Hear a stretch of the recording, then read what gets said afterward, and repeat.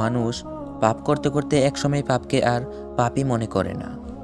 তার কাছে পাপ করা তুচ্ছ ও সামান্য ব্যাপার হয়ে যায়।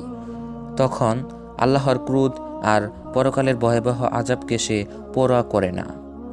ফলে এক পর্যায়ে আল্লাহ তার জন্য পাপের কাজকে তার কাছে প্রিয় করে দেন। যেমন আল্লাহ সুবহানাহু ওয়া তাআলা বলেন, তার নিকট তার মন্দ কাজকে শোভনীয় করে দেখানো হয়, ফলে সেটিকে উত্তম মনে করে।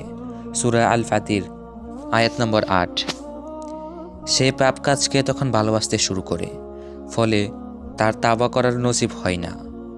আর এই অবস্থায় সে আল্লাহর ক্রোধ এবং অসন্তুষ্টি নিয়ে মৃত্যুবরণ করেন।